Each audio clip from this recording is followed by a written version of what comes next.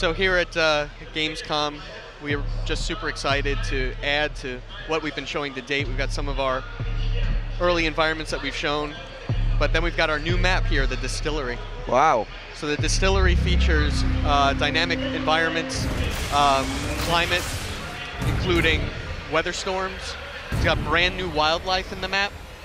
And then, of course, terrain features that benefit both the monster side as well as the hunters themselves. And that's really the core of what we've been focused on here at Gamescom. We've been focused on the variety when the monsters, these powerful player-controlled boss monsters, go up against these hunters, and you have the 4 versus 1 competitive, cooperative, asymmetric, online multiplayer goodness that is Evolve. The Distillery, I really like the Distillery because in the middle of a fight, you might suddenly encounter a blinding snowstorm that allows both the hunters and the monster to suddenly turn the tide. Let's say the monster's lost health, he can book it out of there with his tracks getting wiped away by the snow. Oh, that is cool. Or you can attack one of the wildlife creatures like the Steamodon, who actually unleashes a gaseous vapor that slows down and blankets the area. So you can use the wildlife to a tactical advantage. And then, of course, the wildlife that's in the Distillery has its own perks that benefit either side. So we have our different classes here. We have Trapper, Assault, Support, and Medic. And what we've been super excited about here at Gamescom is that players get to play with all of the hunters and all of the monsters that we've shown to the public to date. Yep. So people, like we said, are able to mix and match. So they could bring Griffin into the mix, for example, here with his sound spikes. And those sound spikes allow Griffin to have a late game tactical advantage against the monsters. But if I'm playing as Goliath, for example, I'm going to, maybe stealth around and try to avoid those things.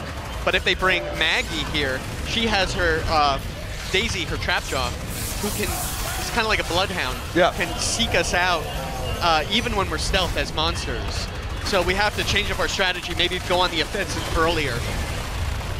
Hyde also is good at flushing out a stealth monster with his Toxic Grenade. You can see him using it there. Does an area effect damage. Whereas Markov, a player who wants to play as Markov, brings a really powerful assault character who can really lay down these arc mines in the middle of a mobile arena fight to control the space. So if I'm playing as Goliath here, I don't want to just go straight at Markov there because he's going to be doing as much damage to me as I'm doing to him. Yeah. So I'm going to have to tiptoe around. And speaking of tiptoeing, Support here can always use their area of effect cloak to offer a tactical advantage to the team. Bucket's throwing out some sentry guns and an offensive tactical advantage, and Hank here's more defensive. He's using his shield projector to shield Markov, and then laying the hurt in here with the orbital strike. Beautiful thing. Such a cool weapon. Medics, you've got Valerie here is our active medic. She can heal people, keep them alive, but then Lazarus can't do that as much, but here he is. You see him using his stealth cloak, and then he can revive people with his Lazarus device, even from death, bring them back. So any advantage that, say, I think I have as a monster is wiped away if I'm not careful. Yeah. So like I said, maybe I'm going to change up my game. I'm going to have to bring in Kraken.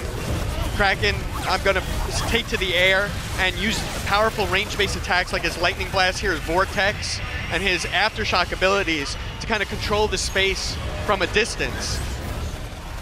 But then the Hunter team can retaliate. Like you've got Griffin's got his harpoon gun. A good harpoon in the back is going to be able to bring me back down to the ground and into the minefield that Markov's laid, or if they're using Bucket, those sentry guns, or Maggie's harpoon traps. But the team gets to mix and match which of those combinations they want to bring into every battle. And maybe they're going to change it up based on what map we're playing as well. So here in the Distillery, teams might find affinities with certain characters.